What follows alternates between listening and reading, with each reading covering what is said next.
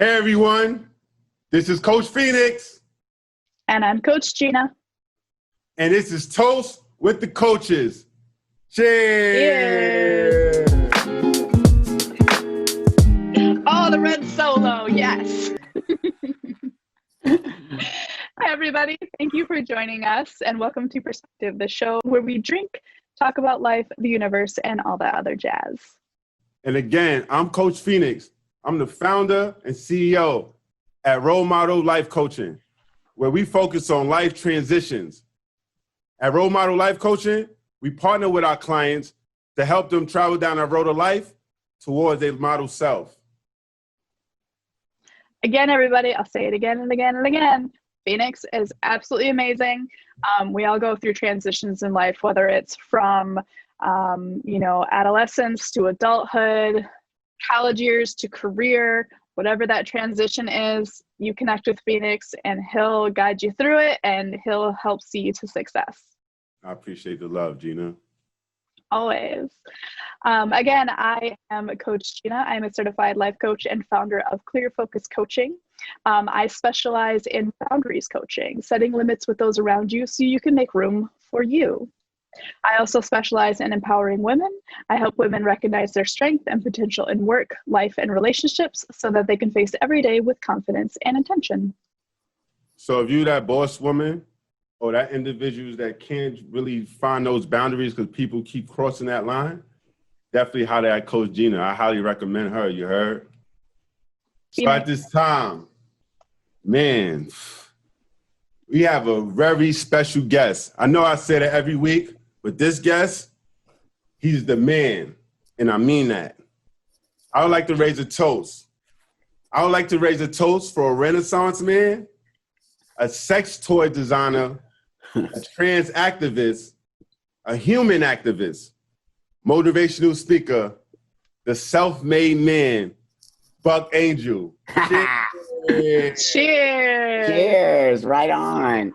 Oh my God. Going Buck. on. Okay, hold on. I need for the people who are listening and cannot see Buck, he is drinking out of not only a red Solo cup, but a red Solo wine glass. It has a stem and a I bottom. didn't even beat the wine glass. I with it. I see you, Buck. This is white trash all the way. Are you kidding me? That is like that is like classy as fuck though. Like That's what I'm like, doing. I can see, and that's why I love our show Perspectives, because everybody see that cup as a different way. Because That's right. Some fancy shit like, oh, he killing it with the red cup, the red wine glass cup. I never see that shit in my life. Okay. He's some white trash. I stole it from my parents' trailer. Just kidding. Maybe they knew you was coming over, so they was trying to like step it up because you know you the man, right? Right on. So, and speaking of you, it's talking about you, your man. Let's get right into it because I know the viewers is dying to hear about you. So, tell me about Buck and your childhood growing up and like how you be like the start of you becoming the man you are today, the beginning of the man you are today. Yeah, first off, thank you both for even contacting me and having me on your show. It means a lot to me, seriously, because Definitely. maybe your fans or your people who watch you don't understand who I am. So I was born a woman 58 years ago. I'm 58 years old. And so Wow. with that, I never felt like a female. And pretty much my whole life, I always felt like a guy when I was young. And in the 60s and 70s, we didn't talk about trans. We didn't even talk about gay. It was very difficult for me as a youngster. But my parents were awesome. They literally raised me like a boy until I got to be. So I didn't have a bad childhood. A lot of people will say, oh, God, your childhood must have sucked. No, it did not. I actually had a pretty great childhood because my parents really saw me as, you know, a little tomboy on some level. And so they pretty much thought I would grow out of it, but I didn't. And around 16, I started going through puberty, which is late for a female. But that's when I sort of started to realize, oh my God, I'm actually a woman. I'm not a man. And I started growing breath. It really was weird. Yeah. And I remember my body betrayed me. That's the only way I can explain it. Like literally started getting... me. Can you imagine, dude, if you started growing boobs and like you were like, what? Yeah. I'm like, this shit ain't manly. What the fuck? Phoenix would just be like, I need to hit the gym. What's happening? Hell yeah, word. It's real. I was like, holy crap. But then that's like literally in the 70s. And from that moment on, my life went downhill. I became a hardcore alcoholic as a youth, drugs, marijuana, cocaine. I mean, pretty much from 16 all the way to like my transition, which was my late 20s. I didn't function in life. I was a horrible person. I was cutting myself. I had 2 suicide attempts. I mean, I really shouldn't even be sitting here speaking to you. I mean, and if you looked at my whole life, you'd be like, how did you make it, dude? And so that's why I really feel blessed to be on your show, because I really did make it. And I made it to become a very successful person who did not graduate high school, had no academic background, who was always called a dummy, who would say, you're never going to be anything. And I always thought that in my brain, as you two both know. You can put that in your brain. Yeah, same. Phoenix and I both went and got our GEDs. Like nobody on this show have their high school diploma right now. We're all successful. So let me give a toast. Excellent. To that. Excellent. Toast to striving for greatness and not letting things get in your way. Yes. Absolutely. And not letting anybody else tell you what you can and cannot do. And that's what I had my whole life. Everybody telling me I cannot be a man. So I started going to therapy, and they started telling me you're just a very male identified woman. You know, you're a gay woman. So I experienced that next part of my life as a gay female, a very butch woman. But I never felt that way. But no therapist knew how to say you're transgender. And because today we have all of that. But nobody could tell me I was just a gay woman until I could no longer be a gay woman. And so I live in Los Angeles, California, and I found a doctor who was willing to give me hormones, who had never done it with a woman to becoming a man. They always did it with becoming women. So he literally said these words to me. He said, Buck, you're going to be my guinea pig. And I was like, what? And he goes, I don't know what I'm doing. I have no idea. We're just going to start giving you hormones. And if you're on board, and I didn't have a choice. I had no choice, because it was either death or try this experiment. Be who you want to be. Be your model self, right? That's right. That's right. That's right. I want to pause there for a minute, because I know, I know that you're saying that there are a lot of resources and stuff these days and everything, which there are, and it's wonderful. And I'm so glad that people have the opportunity now to, as Phoenix said, live their model self and to pursue the things they want to pursue. But some people, not growing up in a household with supportive parents, not growing up in a place where they had that opportunity, sometimes will turn to hormones from the streets. They'll turn to unsafe alternatives. So can you speak to that at all? Because what I'm hearing from you is you went to a doctor and you were basically like, this was my choice, was this thing that he was like, I don't know what the fuck I'm doing, or death. So like, what is that choice there? And thinking about kids, going and being like, okay, well, it's either street hormones or death. Like, That's exact. Thank you for saying awesome question, Gina. Yeah, no, but the thing is this, there wasn't a lot of transgender men. So there wasn't a lot of women to men back in the day. There was a lot of men to women is what we always see. We've always seen men to women, but we very rarely see women to men. So the black market hormone thing wasn't an option for me, because there were no other men like me. So I couldn't even participate in that. It was only women I knew, men becoming women. So that said, I was lucky enough through a book I found to find a resource guide, and I went to that hormone doctor only because it was a transgender woman resource guide, and that's why he was like, "I work with resource guide." What was it? The Yellow Pages? Because you said you years old, so totally back in the day. You didn't go to Google, homie. There was no internet. I know. So that was the Yellow Pages? Yeah, it was kind of like it was like that. I found it in a bookstore, and it was like literally lists of doctors, hormone doctors, surgery, how to dress like a woman. But I just realized that I was the opposite of that. And luckily I had doctors who were willing to take me on and to make me. So my mantra basically was, if it doesn't work out, I'll kill myself. That was always what I said. It was in my mind. It was in the back of my mind. If I didn't look like this man today, I would have just killed myself. But, why was that? Because I hated life and I hated myself, and I didn't feel any options were there. And I didn't know how. I couldn't go on the internet and Google trans man and see pictures. I could not have any of the privilege that a lot of the youth have today. I was like, I just was blindly flying by the seat of my pants, like, hopefully this works. And God dang, it worked. So, Buck, so I just want to say, man, first of all, man, salute you. Right on. About your bravery, about you, like, telling yourself, man, it's either me being my model self or I choose the latter, because like I that's what I try to through my coaching practice and through Gina's coaching practice. I know on the women empowerment side is saying, hey, looking at your strengths, looking within yourself and know yourself. And once one know themselves, they know like I cannot live my life if I'm not whatever that question mark is. And you need to find whatever that is. And for you, you sound like you found it. I want to go into some things that I heard and just go back a little bit. So what I heard is back in the 70s, this is incredible. So this is what stuck out to me. You're 58 years old. And in this world that we live in currently, for us to have this discussion, this is normal as hell, correct? Yes. But I know like I'm 37 years old. So in my era growing up, this conversation would have been very uncomfortable and unheard of, right? But going back to the 70s, and for one, you had parents that supported you during an era where that was that was very taboo. But for you to have parents that supported you, like, hey, I don't care, my kid, whatever you wanted to be. Matter of fact, I wanted a boy anyway. You're a boy. That's pretty awesome. And that says something about who you are today because of the type of people that raised you, right? So, right on. Kudos to your parents for that. But then again, you was in the 70s, you was a trendsetter, my man. First of all, you was a trendsetter because you said it was trans individual, but trans wasn't really a thing back then in the 70s. Or if it was a thing, it was a thought and a feeling, but it wasn't a thing, right? Right. Also, it wasn't a thing for a female becoming a male at all.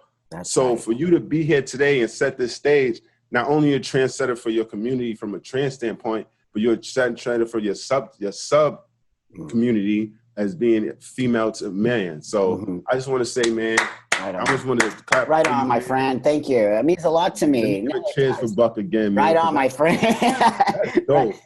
But you have to understand, friend, like not everybody has spoken to me the way you are. I mean, I had to deal with a lot of hate. I had to deal with a lot of pushback. I had to deal with, people just calling me freak. I got my ass beat on the street. People would pull me out of cars. And No. Wait, pause. So two things, pause. I got it. Yo, this is my favorite fucking story. Pause. So one, for the individuals that's listening and can't see Buck looked like one of those dudes, those white dudes with the bald head, the bikers that will fuck you up. He's brawly. He got muscles. He got the beard. He's a tattoos. Yes, tattoos. I would not mess with Buck.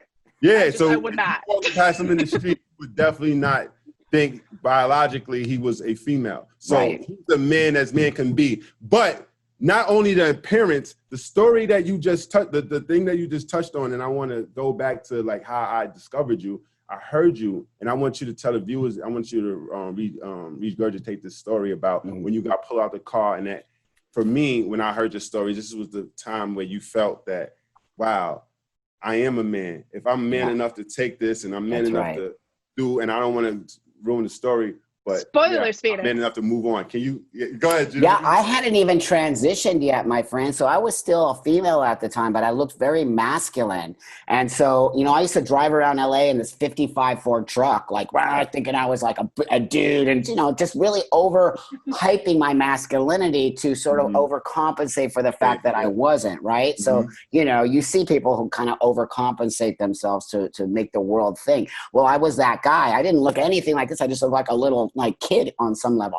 But I'll never forget these dudes, man. They just cut me off. They pulled me out of my truck and just started wailing on me. And I was like, it came to me. I was like, grab the dude's chain. I saw his chain around his neck. How many dudes?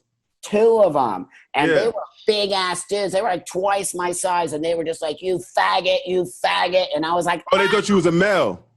They thought it was a dude. Totally. Oh, man. It was like a homophobic. It wasn't even a trans attack. It was a homophobic attack. They just thought you were an effeminate dude. Yep, that's exactly right, man. And then they just I started mean, on both levels, horrible. horrible. And it just like, I don't know. I just got this, like, I'm a survivor. I'm a fighter. You cannot mess with me. But I don't punch first. I never do that. I'm the guy that will come at you if you come at me. But that said, I grabbed the guy's chain. I don't know what came over me. And I just twisted it around my hand. And I pulled it so tight that it was choking him. And he was like, I'm joking. And then his friend was just punching me in the face until I finally blacked out, but holding on. And the sheriff showed up and they had to like take me off of there. And they didn't realize I was a woman. And then the sheriff is all, that's a woman. And they were like, oh, they were Israeli guys. And they were like, oh, we didn't know they would. And then from there they got arrested and I got them put in jail. And it was. But what did that do to your confidence at that time? At that, I'll be honest with you, I didn't have confidence because it scared the shit out of me. I'll be honest with you. I didn't know what I was doing at the time. Not the same confidence I have today. It was scary because that was every day of my life. Now, I'm not going to say it's the same as a black person. It's not. But at the same level, I rode around my life in fear on some level that I was always going to get my ass beat because I was not conforming to what a woman looked like or that. So on some level, that fear that black people walk the world in this country with it, on some level, I have walked that fear where I'm scared to go into rooms or places because someone's going to kick my ass because I'm a masculine woman. So yeah, but I definitely understand that. But I just wanted to touch on something you said. You said as a black person, for me personally, I don't walk in fear. Yes, there's right on, brother. I love you. I think that's a misconception that the media plays on. But I don't walk in fear. I walk with my head high, and I think I'm the man. I don't care what color you are. You got to come with me with achievements because my achievements run so long that no one could say anything to me. I did that. Yeah. So if you say, "Oh, my God, friend, my strengths and my achievements overcome everything else that I'm not." You feel me? So I don't walk. I feel you. And you know what? You are so important to the black community. You are so important. Just those words right there. Just those words. But that said, I do know some black people do walk the world in fear. You, my friend, are a powerhouse who need to really talk to your community about that specific thing. That's what I do with my community. Yeah. You cannot walk in fear. People can smell it. They literally can smell your fear and they will get you. So really, love you. Well, both of you though, because like I think that the fear that happens in to people of color, black people, women, transgender women, transgender men, gay men, like pretty much if you're not a cis white man, like there is a level of prejudice, I guess, that's held against you in society, and society wants you to be afraid. So for you to be able to rise above that, and I think that there's a certain level of push from society, like as a woman, there's a certain push from society against me that I have to rise above. It might not be as much as Phoenix, but Phoenix can still rise above that. Buck, you can still rise above that. And it might be harder because of the condition that you were born into. But that is still possible and very, very necessary to show society, like, fuck you guys, I'm going to be who I want to be, and I'm going to be happy about it. But hold on, but I think Gina is too modest, right? So, Buck,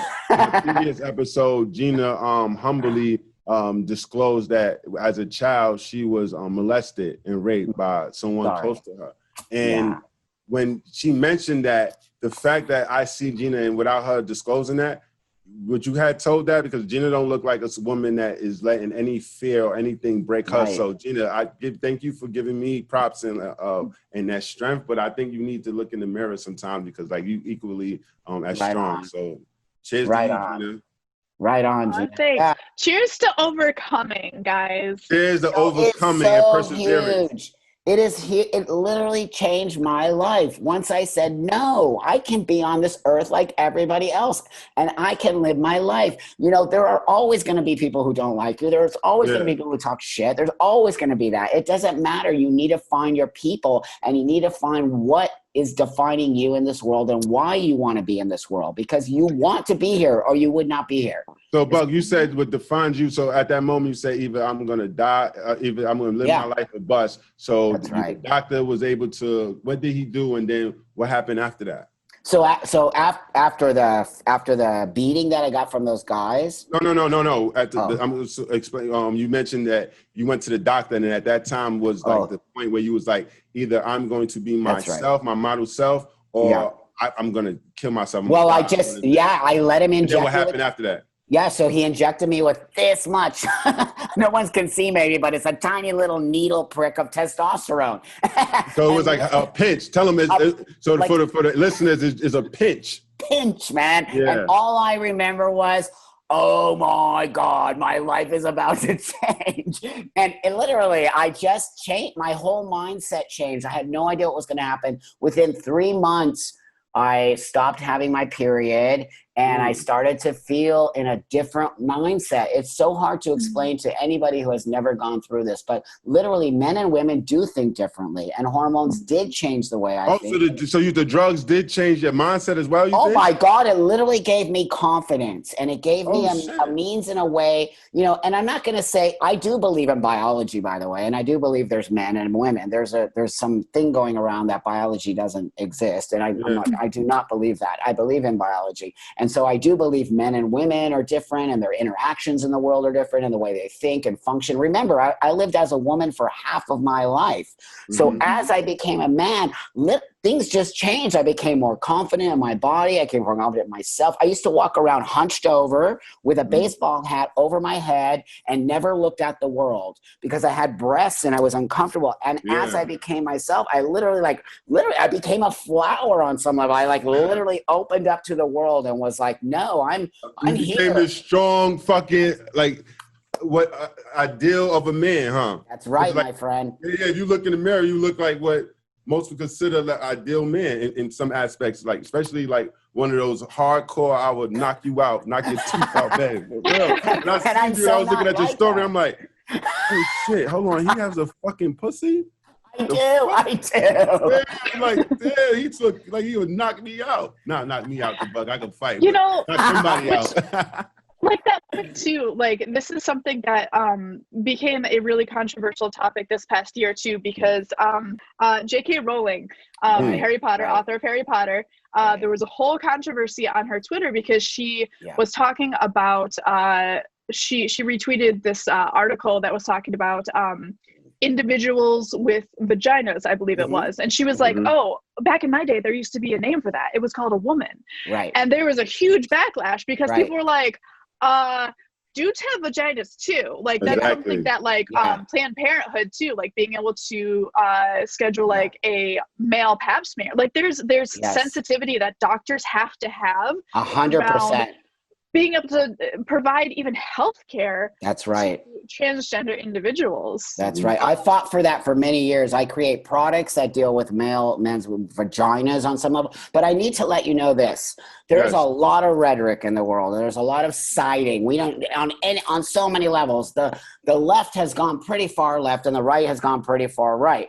I agree. I'm glad you said that. Oh my God. We don't have conversation. You and I do not. We don't have conversations like this where everybody can share ideas. It doesn't matter. Right. No nuance. Oh my God, no nuance. It's ridiculous. I might not agree with things you say and you might not agree with me, but that does not make us have to hate each other. It makes us have to understand, how do we get to the major problem, and how do we all, me, you, us, the world has a goal, and that is to live our lives, to be happy, to have what we need. And as long as we're telling other people they're not good enough or this isn't bad, we're never going to get to that space. And it's like, J.K. Rowling, she has the right to say what she wants to say. I'm going to tell you this. It might be transphobic, it might be this, but we also need to listen to her as well as we need to listen to trans people. If nobody's right, but everybody has an opinion that we need to listen to. And I don't get it, because I'm not that guy. I'm willing to listen to your opinion and maybe even change my mind. But if we just shut down conversation, then we're never going to get anywhere, ever, ever, ever.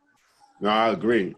So right on. That's the reason why Gina and I created this platform. Excellent. Because Gina and I, if you look at us on paper, we're the two opposites, I'm man, she's female, I'm black, she's white. I'm from the hood of Brooklyn. She's from from the suburbs of no, I'm from a small town in Michigan, man. Oh, wow. Michigan. 300 people.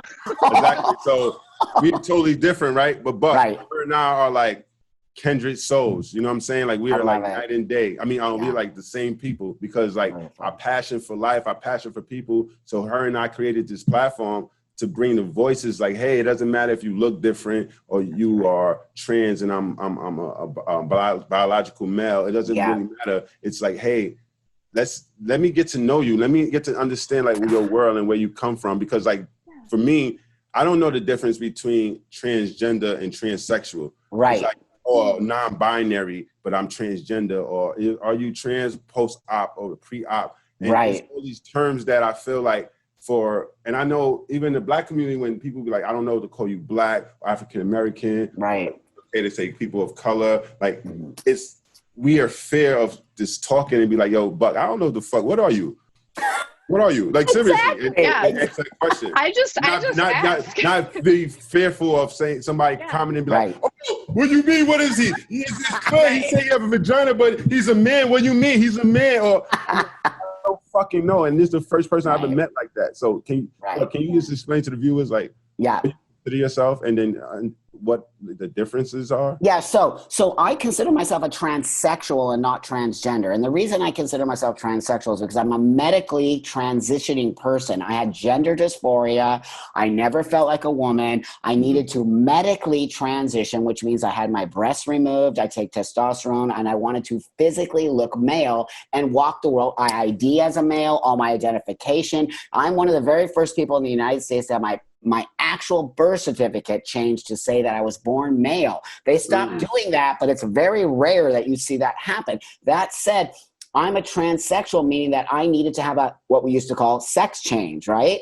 Transgender is now an umbrella term for many different types of people, like non-binary, gender non-conforming, all different kinds, even guys like me. But for me, it's very important that people understand that I am not part of a space where I identify as trans. I do not identify as trans. I identify as male. And that's why mine's a more medical condition. Now, that being said, people in my community don't like that I call myself transsexual. They try to say it's an antiquated and a derogatory identification, which says, what? That is my identification. It's not derogatory. But there's a lot of pushback with a lot of youth today and saying that, you know, there's just a different way of going at it, and they don't necessarily need to medically transition. And I'm very grateful that they feel that way, but they must understand that there's many people like me who need to transition. I would not be alive today if I did not become this man. But, and then again, what is a man, right? That's a whole other show you could do on what that's a can of worms. I know, totally. But so you can, what I'm hearing, and I can understand some confusion within like individuals that's not in your community. And when I say your community, I mean like the trans community, even though sometimes you say you don't identify as in trans, but transgender is an umbrella of all trans individuals, if that's what you're saying. Right. Now, if there's pushback between individuals in your community, like what you identify with, and they saying that derogatory, but you say that's who I am. Imagine me, Gina, people that's not in that community, and then we call y'all transgender, trans. Sometimes, and I don't know what this word means, if it's derogatory or not. Transvestite. I don't know what that is. That a correct term? You know what I'm saying? Like all these trans words, like we call, and then they be like, oh, that's wrong, and we get pushback. But it sounds like within your own community, y'all trying to still figure things out. Far as, can you? Yeah, no, you're right on, my friend. You're right on. There's way too much pushing around. You have to be this, you have to be that, you have to do that, instead of respect. I'm an elder in this community, and and a trendsetter at that. Well, yeah, but you know, you're supposed to respect your elders, whether or not you agree with everything. I am an elder in a community. Every other types of, look at the Native Americans. People really actually look up to their elders. Well, this trans community is really in a space where there's just a lot going on. There's a lot of things happening. People Buck, Buck, you know what it is? It's not, I don't think it's just in your community. It's this generation, bro. Yeah, Buck. Right on. I come from a generation. So I was born in 82, right? Gina, what year were you born? I don't want to tell you. I'm sorry, that's impolite, right? That's impolite. The actual woman. No, I was born in 1990. Oh my God, you're a baby. Yeah. So this is good perspective. So Gina, Gina, please chime in, right? So I feel like I was born. Okay, Buck was what you would consider a baby boomer, correct? Yeah, 62 boomer. Okay, Yeah. you're a baby boomer. I'm on like the beginning stages of a millennial. Gina is a full out millennial, right? Totally. So I think what you're saying is not just in the transgender community, it's in all like society that Gina generation, they are like, hey, we're making up our own rules. We don't give a hell what these old heads is talking about. We don't respect others. What make you different or make you more wise than me? I'm going to live my life. That's how I feel. Right. I understand that because I feel like because I started like the millennial, like I'm in the beginning, we created the Ginas. We started like bucking you all, like, questioning y'all. Not full out the way they are, because I like that. They don't care, but more they don't care. I just, you know what? That doesn't make sense. Let me test the waters. But your generation was, hey, let me learn from the elders. Let me learn from somebody that's wisdom. And I still have that in ways like I learned from people that did it before me, and I might not do it exactly like them, but it's history, it's their story, but I can learn from their story, and I could take pieces from each story and make up me. And so I think that's more so a generation gap. 100%. You're totally right about that. But I think it's a mistake. Let me just say why I think it's a mistake. No, do your thing. Yeah. I think it's a mistake only because I'm not here to tell you what to do. I could give a shit what you do. What I care about is you not making the same mistakes I made along the way. Whether you listen to me or not, just let me tell you, I did it like this. These are the things you don't have to do in order to get to that next space. And that's all I'm here for, because if it wasn't, I'd retire and go on the beach and I would never open my mouth again. But I care about the youth. I care about them. They're really all over the place right now. And so I know you're exactly right, my friend, Coach Phoenix, that's exactly what's happening. They're just like, fuck you, you're old, I'm not going to listen to you, and you don't know anything. I feel like connected with that is a little bit of the pendulum swing, like we talked about a little bit earlier, like the left is getting super far left, the right is getting super far right. And I think that we went from, Buck, your generation in the 70s where like this wasn't even talked about. Like no one talked about this. Like you don't identify as anything but like male or female. Like it's very boxy, it's very this, and you fall into those one of two boxes. That's it. And now the pendulum swung to the other side of like, no, I get to define whatever the hell that is, and I get to say what I am. Yeah. But the problem therein becomes when you identify into a certain box and then you start bringing other people into that box with you. It's like I identify as a feminist, and there are feminists out there who are like, if you're with a man, you're not a feminist because all sex is rape. And I'm just but it's not. You can't like the color pink because then you won't be a feminist. Right. No, the whole point of being a feminist is I get to do whatever the fuck I want. Like I'm a woman and I get to do what I want to do. So that's kind of where I see that pushback of like, okay, you need to live your life, and you also need to acknowledge and respect other people living their lives too. And like you said, Buck, exchange of information and knowledge, and that's going to help everybody.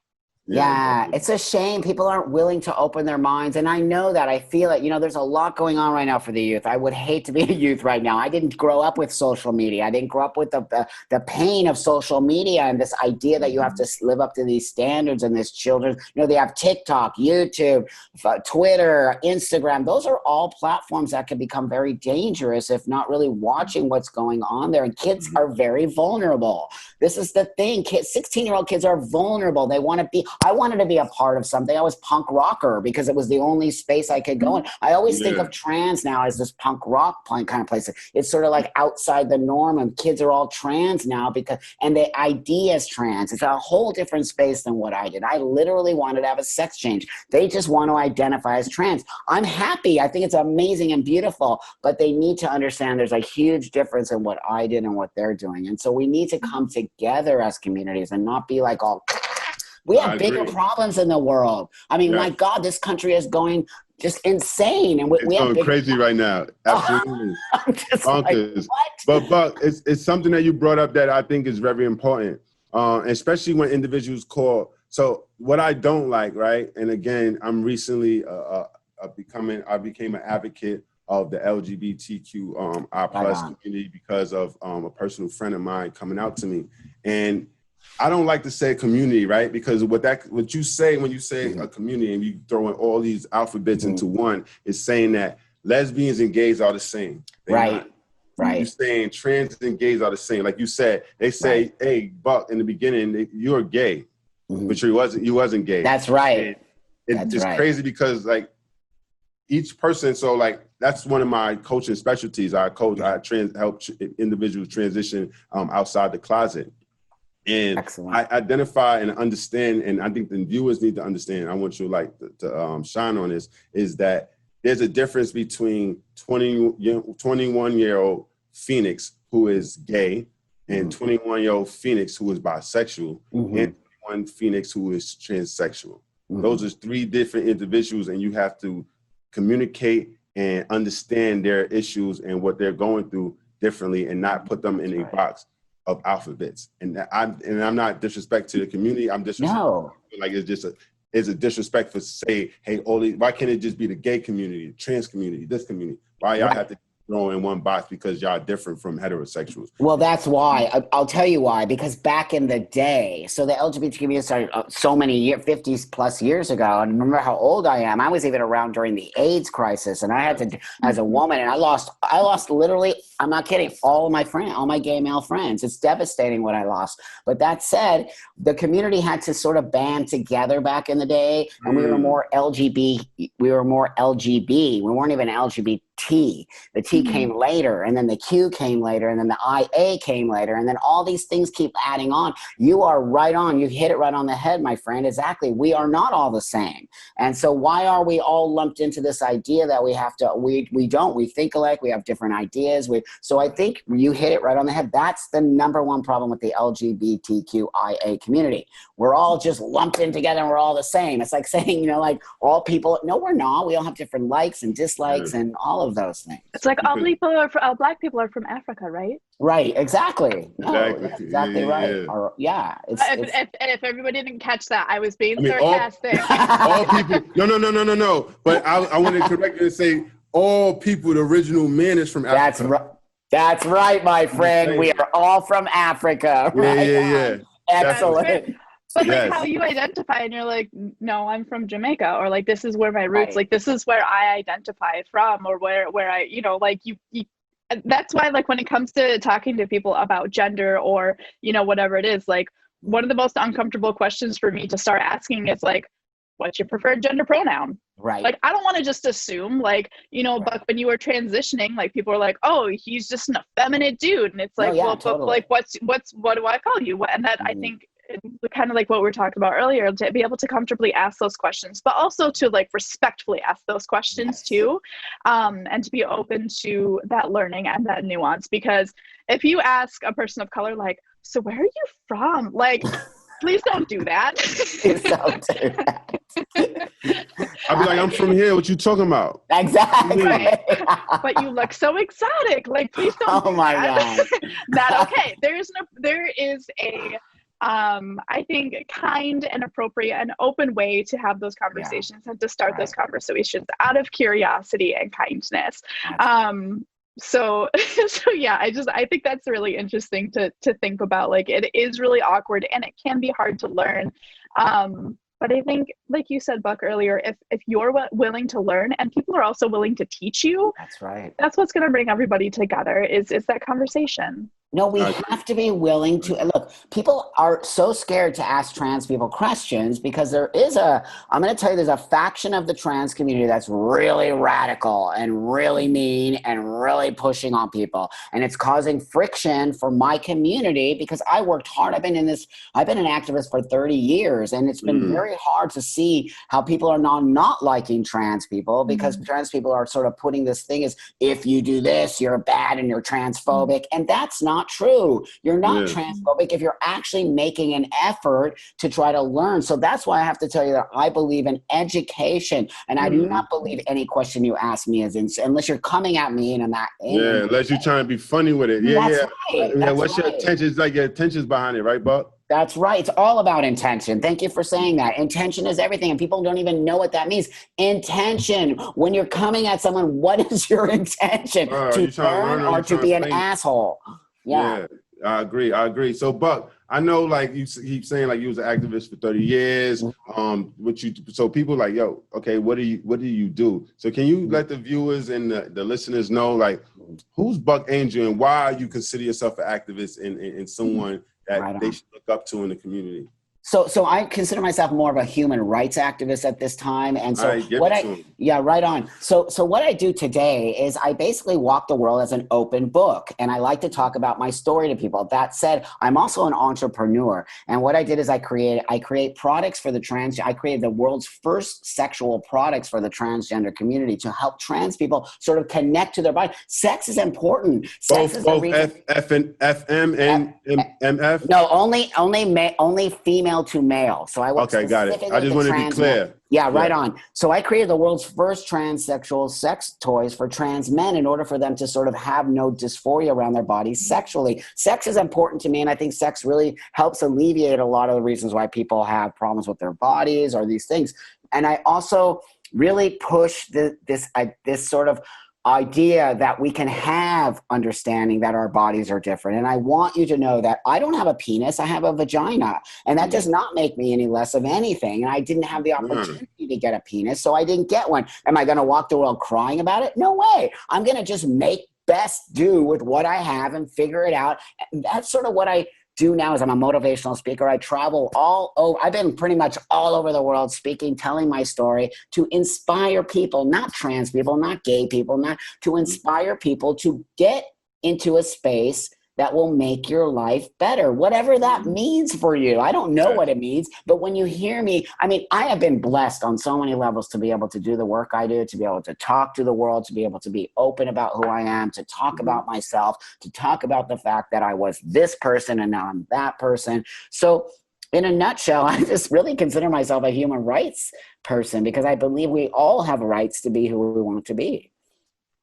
Awesome. I like that. So I have a kind of on topic, off topic question that I've always wondered about going from female to male.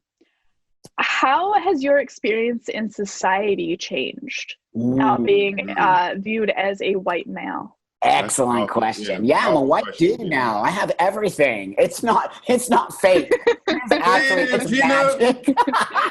That shit is real. So literally I went from a white, dykey girl, butch, worst thing you can be in the world. Believe me, except a black butch woman. That's even worse. But that said, I literally became this guy who walks the world now, and pretty much anything I want, I can have. And it 100% has to do with me being a white dude. And so I know my white privilege. I understand my white privilege. I use my white privilege. I really am very knowledgeable. Hold on, Buck. I gotta stop you. Can you hold on? So, man, you just hit me with that. I didn't even know. You know, powerful question, but powerful answer. But you just hit me, and I just seen the way that I didn't miss that. So you felt the difference between being a white female, and being a white man. And like I said, if you don't know what Buck Angel look like, go ahead and Google Buck Angel. You understand why he's saying that, because like I tell you, you smack somebody's head off with one swing. But damn, so there's a difference. Being a white man has his privileges. Oh, come on, my friend. And a strong masculine looking white man. Yeah, so literally, it's really magic. But here's what I like to tell people. I'm a Trojan horse. I am a Trojan horse. I walk the world. I used to be I will never forget that. I will never let that go. I talk about it all the time. It is an experience I now embrace, where I never embraced my female side. I embrace the fact that I got to live as a woman, because it literally makes me a different kind of man. I see things that you will never see as a born biological man. And I really use that. And what I say when I say a Trojan horse is I go into all male spaces now. I go into gyms. I walk naked to the world. And when they Google me, they're yeah. So you talk about like in the locker room when you see beefs hanging. That's right. Put that away, and you walk around, you see a vagina, you be like, yo, wait, what? Dude, it's the best. You don't even know, man. Because they look at the top, and you got all these muscles. You be like, okay, homie, okay, let me see what you look like. And they look down, they be like, yo. Can I just put out there that locker rooms in general are super weird? Totally. But the men's, so I used to go in the women's, now I'm in the men's, right? And so I go naked. I am not shy of my body, and I don't care what anybody says to me. Go fuck yourself. But that said, dudes will be like, because they think I have a small penis. And let me tell you something, a small penis is worse than a vagina. Dude will be like, whoa. And I'll be like, it's a vagina. And the dude is like, what? And I'm like, I have to explain to them. No. I got a real question now. Since you touched on it, how Right. many dudes, once they know that they're interested?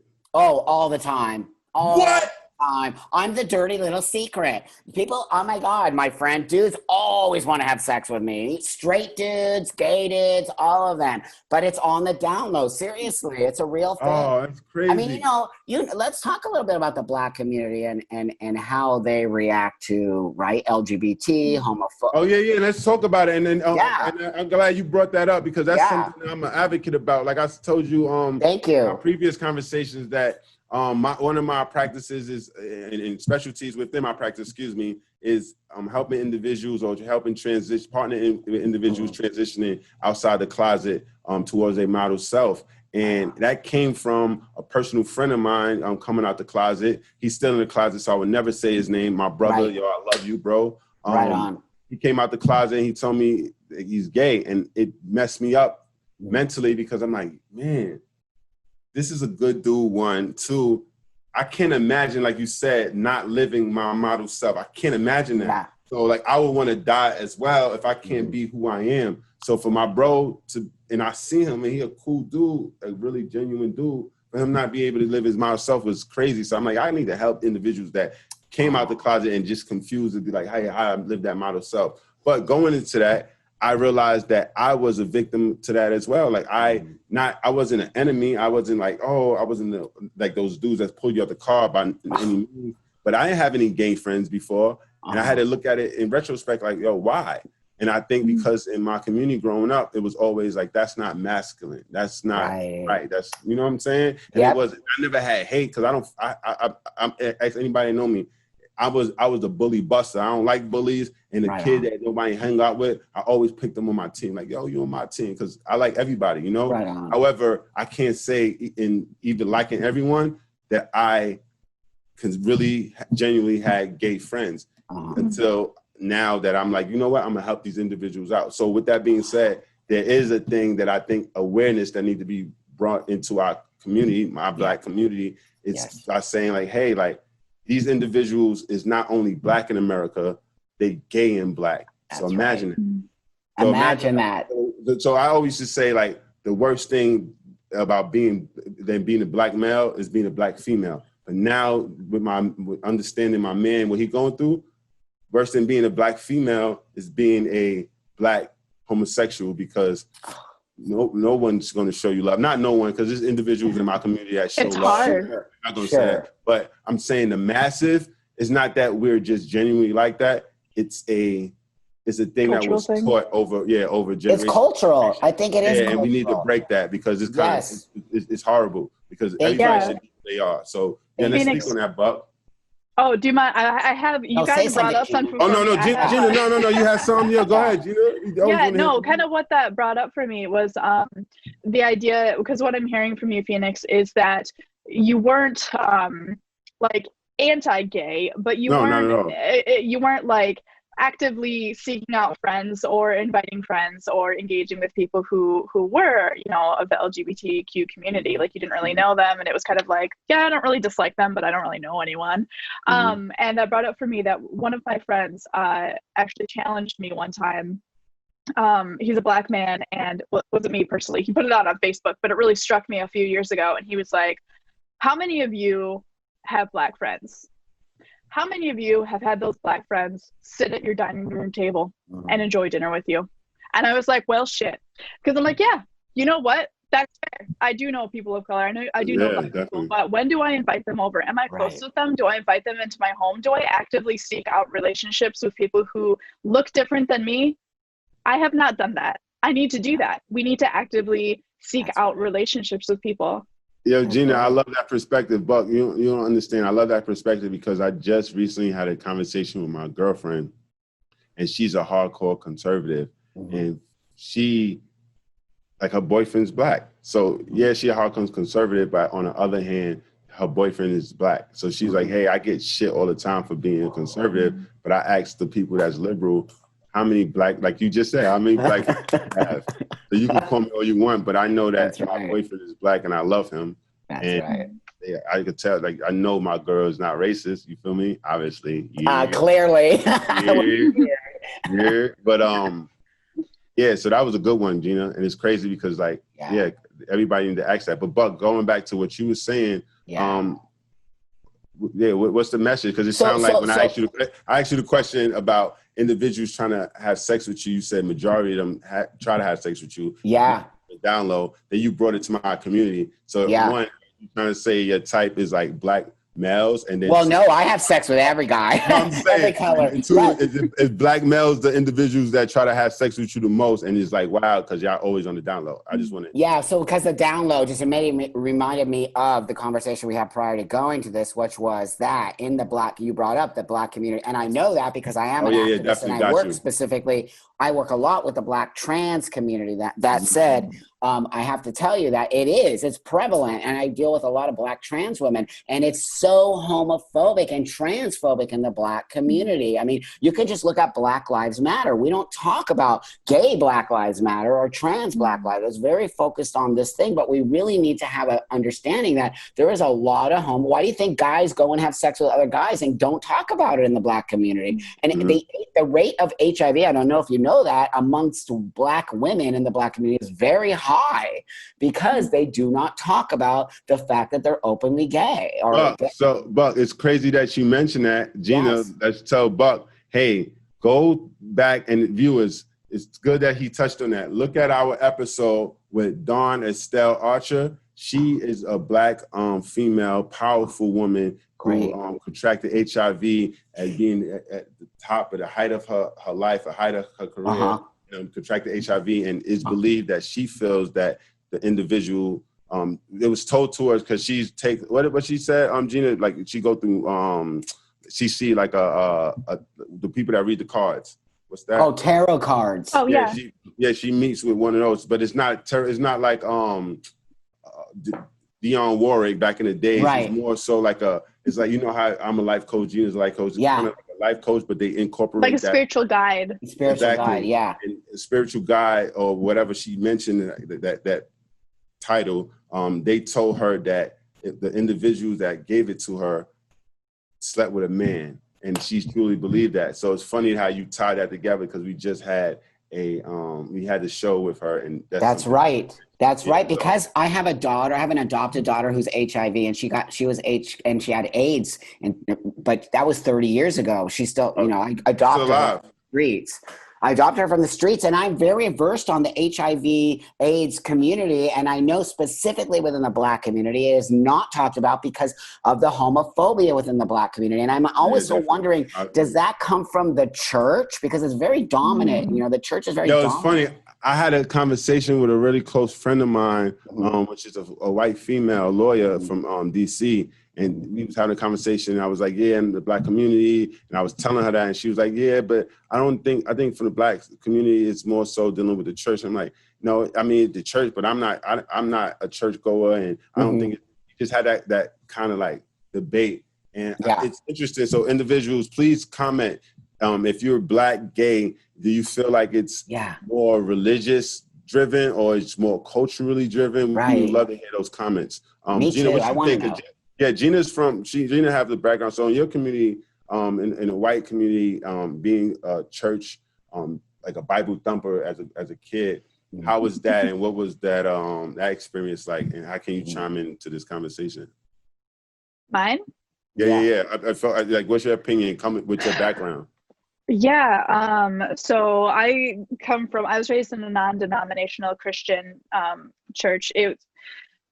It's kind of hard to explain because we kept a lot of like the Jewish holidays and everything like that. But we also kept like the New Testament. So it's almost like Jews for Jesus, but it was strange. I don't know, good for some people, not my jam. But yeah, within that community, it was very much man and woman, marriage. You don't get a divorce. You don't have multiple partners. You don't have sex before marriage. You definitely are not gay. If you are gay, sucks to be you. Very much like the Mormon church, where it's like, hey, you can be gay here, but you're not allowed to date anybody, and you're not allowed to talk about it, and you're not allowed to like engage in anything. That's just your burden that you have to bear for the rest of your life. So good luck not having deal with it. Yeah, exactly. So, so I think that there is a lot of that. There's a lot of shame that is brought in, because there's not that open conversation. I mean, you know, comparing it also to like premarital sex. Tons of my friends were having premarital sex. That's right. Did we talk about it? Did we know that each other were doing it? No, we did not. Were we doing it safely? Probably not. Why? Because we didn't talk to anybody about it. We didn't talk to each other. We didn't talk to our parents. We didn't, like, nobody knew. So, secrets make baby Jesus cry, right? That's like right. Secrets just lead to more devastation and more harm. And so to your point, Phoenix, to your point, Buck, living your true life, following what makes you happy and living that outwardly, not only can bring you happiness, but also brings you safety too. That's to learn how to do those things in a more safe and healthy environment too. Like there's so much risk in so much of that. Like I could go down the rabbit hole of like teen pregnancy and like sexual transmitted diseases, and all of these things that manifest from just not talking about it and it being so shameful. I agree. Well, that's what happens when you're shamed for being gay and possibly in any community, and you don't talk about it, and you have to sneak around, and you don't have safe sex, and then you bring it home and give it to your wife. What? This is, I mean, I know story upon story, my friend, of Black women who have contracted AIDS because of that situation. So let me ask you a question. You, Buck, having both two experiences, being a white woman and being a white man, and then Gina being a white woman. How's it viewed in a white community, like in the Black community, being gay is like, no, you don't tell anybody, and that's how we created that term on the down low. In the white community, is it more open, more acceptable? How is it being gay now in the white community? I would say it's more acceptable. It's still, there's still lots of homophobia in the white community, but I would say that it's not as prevalent, and that we do have factions of the white community that are much more open around it. But of course, we have a very strong Christian hold in this country. And I think because of that, we are told that on a really basic space, right, in a blanket statement, homosexuality is bad. Though I think that there are factions of the white community that are much more open about it. And I think on a whole, what I see, I might be wrong as a white dude, but what I see is that I think it's much more perspective. You're never wrong. It's much more suppressed in the Black community. It's much harder to talk about, and it's much more something that is still a difficult space to be in as a Black person. Got you. Thank you. I'm very curious why that is. Phoenix, coming from that community, and Buck having spoken to those communities, like, what is your both opinion on why that might be?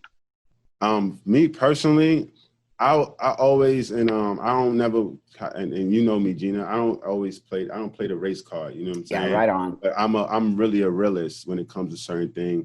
And for this particular reason, I feel like within my culture, being masculine is very important.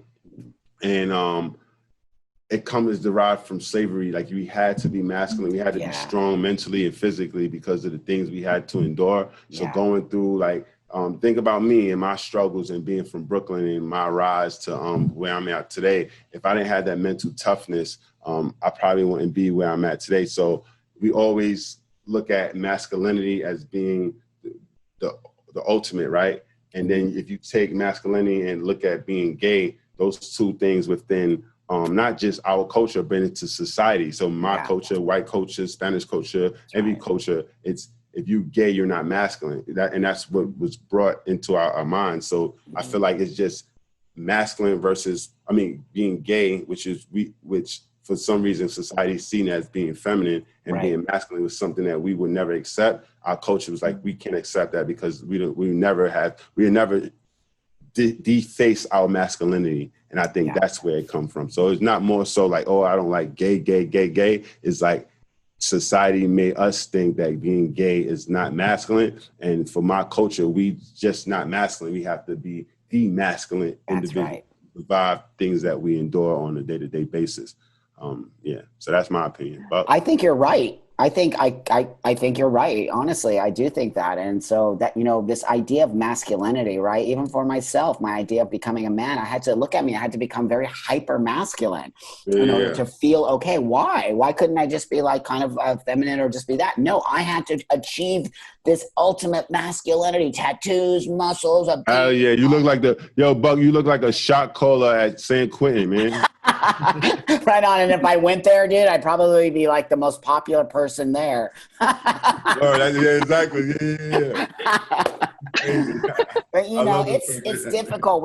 These conversations are so important, my friend. And I just really love that people are willing to have the conversation without taking it as a personal attack or any other thing. If we do not have the conversation, shit does not change. It's why I literally, the world has embraced me. I'm a very lucky person because I really put myself out there with like, I don't care what you think about me. And literally the world came to me and they're like, okay, we're cool with you being a man whenever John. Yeah, I seen you. Yeah, you all over the world, man. I seen your interview in the Netherlands. Right on. Website is popping. You got like 80,000 followers on Instagram. Yeah. You are the ideal dude, man. So like, shout outs to you. So, Buck, with all that going on for you, man, let the viewers know what you got in store. What's next for you? Where they can check you out. Like, let them know. So right now I'm just really basically stuck at home, COVID. But that said, I'm writing my book. I'm writing my book because it's really important. I think my book is going to be very important for the youth. I'm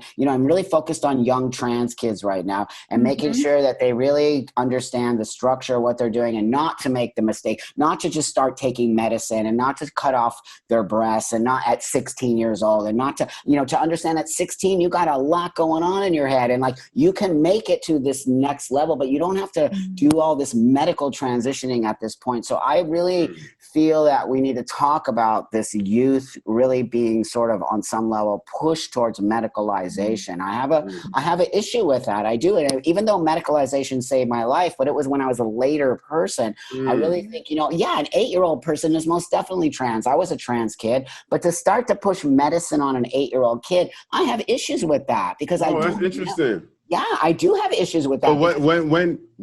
So what I'm hearing, do you feel like should they do medicine at all, and should it be at a certain age, or you feel like you don't need medicine at all, and you should just be who you are mentally and the mental. I believe in mental health before I believe in physical. Okay. So what I mean by that is I think if you're not going to any type of mental health care with a therapist or some kind of life coach or something to that effect, you are making a big mistake because all you're doing is fixing the outside. You got to fix that inside before you fix that outside. And that's that's a message to every person out there. I don't care what kind of surgery you get, if you get plastic surgery to make yourself look prettier, if you are not working on your brain. So an 8-year-old kid that says, yeah, I'm trans, great. That's awesome. Let's talk about it. Let's try to make you, but to start giving hormone blockers to an 8-year-old child, I'm in disagreement with that because we don't even have long-term studies.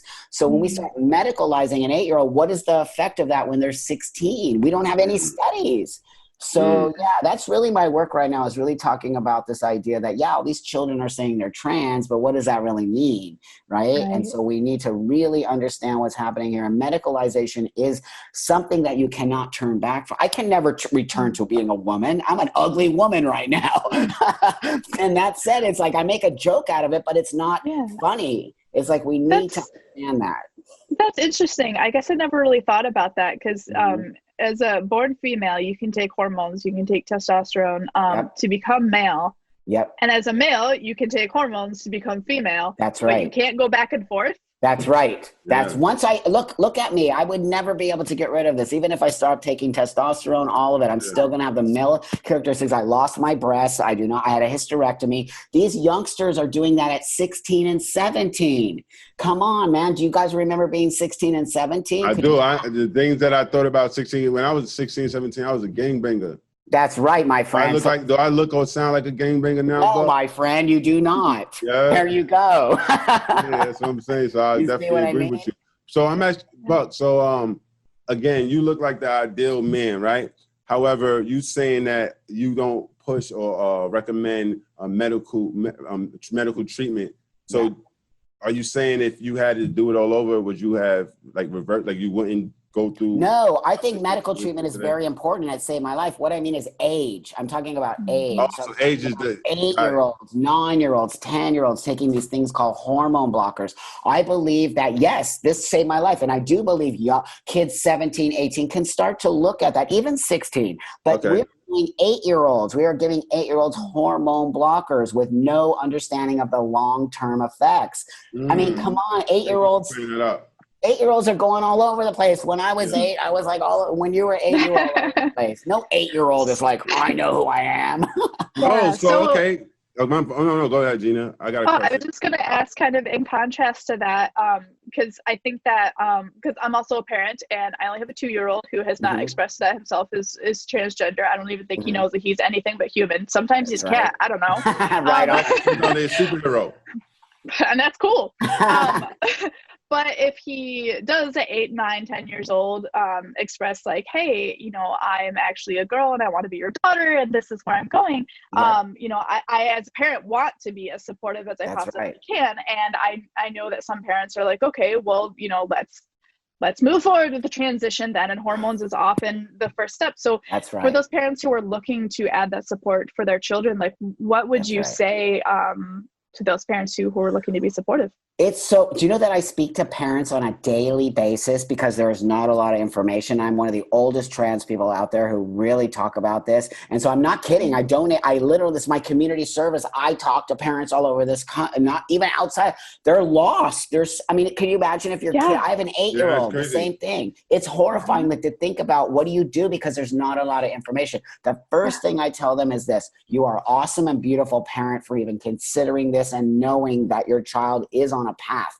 But I highly recommend you go to mental health care. If you need help with a therapist, I can help you. I have every information out there. That's the first thing anybody should do in that kind of situation. You have to go to mental health care because we don't know what the situation is. Maybe they are just gay. Maybe they're mixing up gay with identity. You know what I mean? Or gender. They need help to understand what is what and what did that actually look like. That's exactly right, my friend. What I'm hearing is that, because a lot of people say this is like, oh, people who are gay or whatever, like they're just confused and like, they need gay therapy to like remove that. It's because they were abused by their father. Oh my God. Like they're just, it's all the stuff so they need therapy to realize that they're actually straight. That's not what you're saying. No, just to be that clear. Is not what I'm saying. You're saying that conversion. Right, that's conversion therapy. What I'm saying is, you might be trans, kiddo, and let's get you some help and figure out what's the next step. But I discourage injecting testosterone or injecting some kind of hormonal thing that can physically change an 8-year-old's body when we're not sure yet. Give it some time. Start with the mind. The mind is the thing that controls the body. Are we all on board with that? Yeah, no. And we definitely, but you know what it is, right? So like, it's science. So when our 5 senses, right? When we touch, smell, see something, etc., it goes to our brain, sends a signal to our brain. That message go through our spine and enter our brain through the back, right? When it enters our brain, the first stop is the emotional state. Some people sit at that emotional state for forever. They don't allow it that process to continue to the frontal lobe to where they're able to actually think. Because this is where you think. And then once you think and you mix that thought and that emotion, then it comes with, okay, now what I do. And that nobody gets to that agility, that what now is because they're not able to move past that emotion. They just react on emotion. There you go. You hit it right on the head. And an 8-year-old is emotional. And now we have social media, and kids are on social media, and kids are influenced. I don't care what anybody says. Put a kid in front of that. All of a sudden, they're influenced by certain things. And I'm telling you, I see the movement growing so fast, you can't even believe it. And mostly it's young girls transitioning to boys. And it's at a fast rate. It's grown tremendously that I'm a little bit like concerned with that. Why is that happening? Where is that coming from? Kids are influenced to become trans. That's what I'm telling you. It's an identity choice. It's not I need to become a man. Now it's I need to be trans, which is a whole other situation. Wow. Yeah.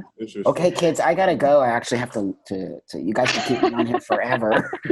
We can have conversations forever. Yeah. So that gets to our point. That's no. Perfect segue to Our favorite part of the day, Buck, real quick. Our favorite part of the show is something called our Thing of the Week. During our Thing of the Week, we give our guests, or we provide our guests with something that we learned or was inspired by throughout the week, and we give it to them so they could take it to the next time they see us. So at this time, Buck, real quick, before you go, we would like to provide you and our fans and our audience with the Thing of the Week. My Thing of the Week this week, and it actually switched based on something that you what you mentioned. Hey, individuals, man, people out there, you really need to know exactly who you are and what you need to be and who you want to be. Don't allow social media, your parents, or anything else in life dictate your true self. You know your passion. It's funny, I ask individuals all the time, like, one, are you the person that you thought you would be when you say, hey, when I grow up, I'm going to be whatever that was? Are you living that life? And if not, why? Or I ask an individual that's in the adolescence, hey, are you living your true life? And what is it that you want to be? Sometimes they discouraged because their parents, teacher, someone else tell them, you can't be that because of whatever reason in their mind, they couldn't be that. But don't listen to those individuals. Listen to yourself, feel your passion, live your model life. You see Buck transition into a female that individuals thought that was a homosexual male into what some individuals would call a model male. I transitioned into a kid from the ghetto into what individuals would call a model self and a success story. Gina transitioned into something where somebody tried to break her and she fought past that and now she's successful. These three individuals that you see live before you, that is real, not on TV. We're not acting. We did it. So we could do it. You could do it. Find your passion, be your passion, live your passion. Role model, Coach Phoenix. Gina, let them have it. I love it. And also, you know, Phoenix, I love your role model self. And what I'm hearing there as well is boundaries. You need to set boundaries around yourself with those who are telling you can't, and surround yourself with the people who say that you can and the people who are going to help you get there. Absolutely. So I love that. And I wish as I was a kid that I had someone like you to be like, you can do this.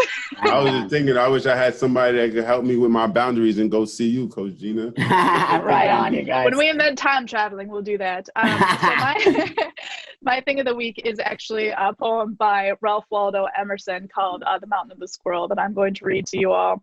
It's very short, so I'll preface it with that. The mountain and the squirrel had a quarrel, and the former called the latter Little Prig. Bun replied, "You are doubtless very big, but all sorts of things and weather must be taken in together to make up a year and a sphere. And I think it no disgrace to occupy my place.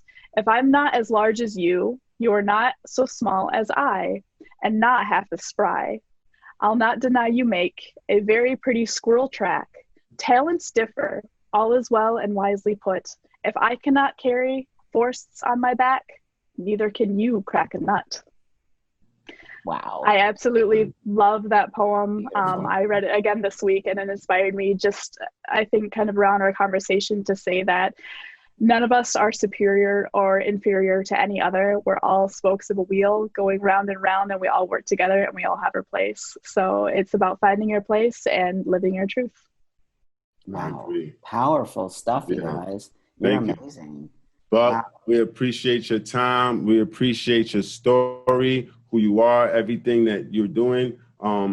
Thank you for joining us. Thank you for providing some gems and some inspiration to this platform. Gina, like always, I appreciate you. Audience, subscribe now. Tell a friend to tell a friend. Hit that like button, hit that notification button. We love y'all. We see y'all next week. Coach Phoenix, Coach Gina, Buck Angel. Right on. Coach with the Coaches Perspectives. We out. Cheers. Cheers.